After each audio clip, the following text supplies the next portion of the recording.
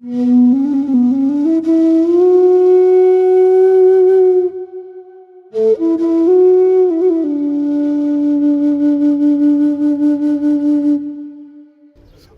په دې خپل کاروایی کوو جاري دي، خو تاسو هم به حیثیت قوم خپل ذمہ داري وګڼئ او په دا محلو کوڅو کې چې کوم داسې قسم خلک دي د هغې موږ ته نشان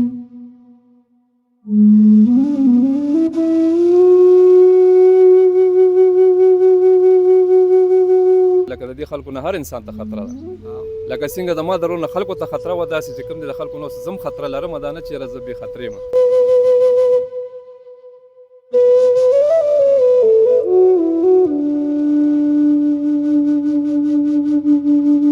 ستا رور خو آی سی یو کنه تاسو ډېر تنګ کړی وای، تا مجبوره شوې تا مړم کو. کم خلکو کره چې آی سیان دي ای ته څه ویل غواړئ له څه کول پکار دي؟ که دې باندې ما کړی خو زه د سره فلحال په دې نه ګري کېږم به حیثیت تفتیش افسر، او دا به انشاءالله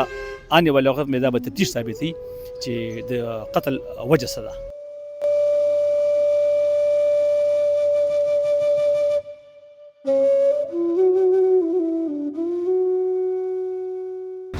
بسم الله الرحمن الرحیم. السلام علیکم. زیم کیسر خان او تاسو ګورئ کرائم کہانی. ګرانو مرګرو، منشیات زموږ په معاشره کې څنګه تباہي پیلاوي د نننې کیس د دې یو مثال دی. یو ورور د ورور په قتل باندې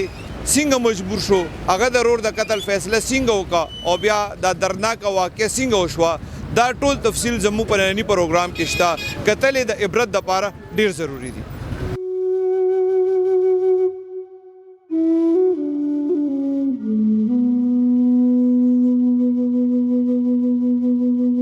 ګرانو مرګرو، ډي ایس پي ظفر خان سره موجود یم. دینه به پوښتنه کوو چې 3 ورځې پهله کم د حمید لاش ملو شوی و، هغه کیس پولیس څنګه ټریس کړ؟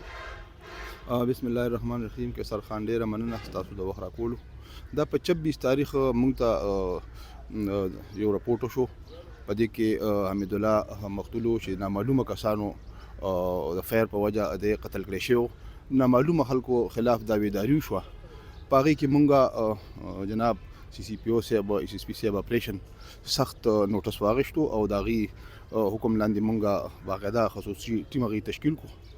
هغې باندې موږ دن رات محنت وکړو او هغه کیس کوم انټریس و هغه ټریس شو د الله په فضل و کرم سره. هغه کیس چې کوم د هغه خپل رور کړی و زاهد، چونکې دا مقتول چې کوم و دا اسمار نشیو او منشیات څښلو والا و. د دې کور کې په دغه څیز باندې تلخ کلامي او خفګان راغو. خپل رور چې کوم دی نو بیا دا فیل کړی و، د هغه په وجه هغې فایرینګ وکړو او رور یې وجلی و. ملزم چې کوم دی نو موږ هغه اریسټ کړی دی، گرفتار دی، علی قتل آلریډي ریکور ده. سر د ملزم چې کله موږ واورېدو د رور په قتل په کیس کې چې کوم گرفتار دی، هغه وایي چې منشیات به د استعمالول، آیس به استعمالول. هغه وایي چې هر ځای کې لکه پوره پېښور کې منشیات هر ځای کې ملاویږي. د دې روکتام به څنګه کېږي چې د آیسو خاص کر؟ نو زما خو دا د ټول خپل علاقې ته په حیثیت د علاقې د یو مشر د ډي اس پي د یو غټ خادم په حیثیت زما دا ریکویسټ دی، او زموږ خپل کمې هلې ځلې چې دي د چا نه پټې نه دي، په دې زموږ کاروایي هم شروع دي. خو موږ د قام ته هم دا یو میسج ورکوو چې تاسو مهرباني وکړئ، یوازې خبره اف آی آر ته به نه پرېږدئ. تاسو زموږ د پولیسو سترګې او غوږونه جوړ شئ په علاقه وطن کې چې داسې قسم خبره کیږي. مهرباني وکړئ چې تاسو د خلکو سره باقاعده سوشل بایکاټ وکړئ، مړي ژوندي ورسره کټ کړئ. موږ په دې خپل کاروایی کوو جاري دي، خو تاسو هم به حیثیت قوم خپل ذمہ داري وګڼئ او په دا محلو کوڅو کې چې کوم داسې قسم خلک دي د هغې موږ ته نشاندهي کوو. انشاءالله د هغې روکتام زر تر زره به انشاءالله کیږي. سر د منشیات فروشان خاص کر آیس فروشان چې کله پولیس ونیسي، د دې سفارش نه خلک راځي؟ یاره د دې شفارس که داسې رام شي د هغه شفارت نه موږ منو او نه هغه حسر غورځوي. باقاعده موږ د هغې خلاف کاروایانې کړي دي، عدالت ته موږ ملزمان مخې ته کړي دي او هیڅ قسم په دې باندې موږ چا سره نه کمپرومایز کړی دی او نه د چا سفارش یې منلي دي. کوم خلک چې دې سفارش کوي هغې ته څه ویل غواړئ یا سپورټ یې کوي؟ زه هغه خلکو ته زما همدغه میسج دی چې زمونږ مثال په دې بډه بیره مثال به زه ورکړم. زمونږ مثال د یو اوا د مارغه دی، نن زه په دې بډه بیره کې یم، سبا به زه په متنو کې یم یا په رحمان بابا کې به یم، خو لیکن نه، به حیثیت قوم دا زما وطن دی، زما قوم دی، زما بچي دي، زما اولاد دی. زما دې ته دا میسج دی چې په دې محلو کې چې کوم ستاسو بچي دي نه خرابېږي، معاشره چې کوم دی نو دې نه خرابېږي، نوې نسل د هغې بربادي ده. نو مهرباني وکړئ تاسو د خپلو پولیسو سره کوآپریشن وکړئ، تعاون وکړئ او د داسې قسم خلکو شفارسونه یا د دې سمه جوړېږئ. کله چې دا تاسو وچ ګیلې هم راتلې تاسو هم ډېر زیات تنګ کړی وای جی جی کله چې دا ستا په ډس کولو دغه ټیم کې مطلب سړی له صدارانه چې دا خو ستا ورور جی نو بس یا به هغه زه مړ کېدم یا به مړ کېدو داسې کنډیشن دغه ټایم لکه تا نو مړ کړی بیا ته مړ کول زما بیا زما کیسه ختمه وه دې چې دا خو د هغه عمله وه بس د هغې عملې د وجې ما د خپل یارې بس هلته کې زما د ځان د ساتلو ما سره څه بل څه ذریعه ونه ستاسو والده ژوندې ده او جی والدم ژوندی ده چې کله دا مړی روړو او هغې ورته کوم د کور د خلکو جړه هر څه تا ولیدل بیا خو به ته ډېر زیات خفګان شوي که نه یاره خفګان د خپل ځان نه غوښه بیلول چې کوم دی دا آسان کار سرجي والله که دی دا ستا مشر ورور کشر دا ټولو کې کشر و او جی کله چې دا لامبولو جنازه و دواله خلک راتلل تا ته بیا احساس کېدو چې خلکو تاسې نه پته ولګي د خلکو د پتې لګېدو یادو د پته لګېدو بالکل دا خو دا شی خو چې کوم د دې نه په ډېره پټه طریقه باندې شوي دي او چې کوم دی ښکاره شوي دي نو دا خو زما خو لا بیا هم د ورځې خبره وه د ورځې په حساب باندې وه نو پته خو هغه خو اسانه څه دغه خبره خو نه وه ختمیږي به د لعنت سینګه ستا خو پکې رور لاړو ته وایې چې دونه په علاقې کې ستاسو بدنامي هم شوې ده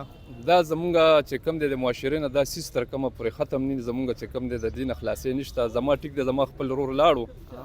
خو چونکې دا چې کوم دی زما هوس هم خطره دا ده چې لکه زه چې زما خپل روزګار له بې وخته تګ راتګ زما ته چې کوم دی لکه د دې خلکو نه هر انسان ته خطره ده لکه څنګه زما د رور نه خلکو ته خطره وه داسې چې کوم دی د خلکو نه اوس زه هم خطره لرم دا نه چې یاره زه بې خطرې یم خو دا لعنت چې کوم دی دا زموږ د معاشرې نه ختمېدل دا چې کوم دی زموږ د دې کلي د مشرانو کمزوري ده حالانکې دا یوازې د پولیس ډیپټي هم نه ده چې یاره صرف پولیس چې کوم دی دې پسې زموږ د کلي د فرد هر یو د کور نه یو فرد چې واغستی شي او چې کوم دی هر کور نه دا که مدخیل دی که سلمان خیل دی چې څومره زموږ د بډبیرو حدود دي یو کس واغستی شي او دې دپاره چې کوم دی مکمل خبر دغه جوړ شي نو دا ناسور به چې کوم دی زموږ د علاقې نه ختم شي خو چې څوک یې ختمول وغواړي کوم لږ چې کور خلکو ته پته ولګي د مور ته خویندو وروڼو ته نو ای بیا تا سره څنګه رویه وه نو هغوی سره زما له ملاقات نه شلته دعا اجرا وه بس سهار به وتو ماستن ناوخته به راتلو نو بس هغوی سره زما څه دغه نه شوې ده دې کې بس دا مور چې کم ده اوس مین کس خو پکې هغه دی که نه نو هغه به تا معاف کي بالکل به ما معاف کوي د هغه چې کوم هغوی کوم تکلیفونه هغوی تېر کړي دي هغه بس چې کوم دی مونږ خو بهر تکلیفونه تېرول د خلکو ګیلې مانې خو هغوی په کور کې چې کوم تکلیفونه تېرول وه لکه چې دی به هفته هم نو لس ورځې به هم نو زموږ مورکۍ خو به ټوله شپه ناسته وه چې دی به راشي اوس به راشي اوس به راشي څه به یې کړي څه به نه کوي چا ویشتی نه څوک یې ویشتي نه حالانکې د مورکۍ وه بس هغه به ټوله شپه چې کوم دی ویښه ناسته وه د هغې خوب به بیا چې کوم دی د ورځې و د ورځې به چې کوم دی بیا 11 او 12 بجې به زموږ مورکۍ د خوبه راپاڅېده داسې موقع راغلی چې سره به منشیاتو لپاره د سره کله پیسې نه وي نو ده به بیا څه پوزیشن بیا کور کې جنګ جګړې کولې سرجي مونږ په کور کې دا کولنګي بچي دي واړه زموږ د هغې ته هم تاله دغه نور شی نه خو پرېږده هغې ته هم تاله پرته ده چې وبه نس کل کور کې به جنګ جګړې کولې مور سره بیا ډېر کولو څه جنګ اکثر زما بچي بیا داسې واړه بچي وو هغه بیا کله کله وټکولو وهله دغه دپاره پرشر دپاره نو زما مورکۍ به وله بیا چې کوم دی 200 روپیا ورکړي مونږ به هغې له ورکړې وي مونږ ویل چې یاره دی مونږ خو کور نه یو که فرض کړي دی راشي کور ته او دی داسې څه مسله کوي چې مثال د کور ماشومان یا مور هم دا ځان ترې خلاصوي هغې دپاره مونږ مورکۍ له پیسې ورکړې وي چې فرض کړي بیا به ورته نه ویله خو مور له هم جیب کښې وي چې دا ځان سره کړه خو دې دپاره چې یاره دې کور کې څه داسې مسله څه داسې دغه جوړوي چې مثال هغه وخت سره چې کوم دی هغه کار پرې وباسي چې دغه پوره کوي ستا رور خو آی سی یو که نه تاسو ډېر تنګ کړی وایي تا مجبوره شوې تا مړم کو کم خلکو کره چې آیسیان دي ای ته څه ویل غواړي ای له څه کول پکار دي ای له مړونه مړه کول پکار دي که نور څه حل شته د هغې بس حل بس یاره سرجي چې درته وایم 15 کالو نه د ماتې ګوډې شروع دي اول پوډر او بیا د آیسو نو ما په خو تر اوسه پورې څه حل ونه لیدو نو بس زه به څه د حل باره کې زه سویم دغه یو خبره مې درته وکړه به دغه حل دی که دغې دپاره زموږ د کلي د مشرانو او دې خلکو هله ځله جوړه کړه نو انشاءالله چې وبه شي هغې کې چې کوم دی هغه اتفاق مې برکت دی هغه کار خبره ده چې مشران راغونډ شي او سره چې کوم دی په دې باندې اواز پورته کړي نو انشاءالله دا دومره غټه خبره نه ده ځکه چې په ګڼه باندې چې کوم دی هر کار چې کوم دی په اتفاق سره غټ کارونه کېږي نو دا خو یو ډېر معمولي خبره به داسې ووایو ټیک شو ډېر مهربان ګرانو ملګرو د کیس چې کوم انویسټیګیشن ایس ایچ او د انسپیکټر علي اکبر خان دینه به تپوس کوو چې دی کې خود نامعلوم کسانو خلاف ایف آی آر درج شوی دی بیا تفتیش څنګه وکړو ملزم معلومات څنګه وشو ملزم بیا گرفتاری څنګه وشو بسم الله الرحمن الرحیم قیصر صاحب 26 1 باندې چې کوم دی موږ ته یو ډیډ باډي ملو شو الارج ته موږ لاړو الارج کې چې کوم دی نو هغه ډیډ باډي د حمید الله وه او هلته کې چې کوم دی ان نون اکیوز خلاف چې کوم دی ایف آی آر لانچ شو بیا چې ما ته حواله شو زه سپاټ ته لاړم کوم چې اکورنس پلیس په اکورنس پلیس باندې چې کوم دی ماشومان لوبې کولي ما چې کله کریم سین می جوړ کور مطلب چې بالکل په میرټ باندې ما الته ایویډنس کلیکټ کړل نو چې ما د ماشومانو نه تاسو کو نو هغه چې به دې کې خو د غید دواړو خپل مس کې تکرار وشو د حمید او د زاهد دواړو بس زاهد باغ مې د فایرو کو دا خپل رول وشته دي نو بس الانکه اف ار انو لا شوی نو بس بیا په دغه کې دې موږ ته ملاوي ده نو بس الحمدلله پرون ملو شو راته او رسمو کو پکې ملزم خپل جرم منل دي ملزم خو دا کنفیشن کوي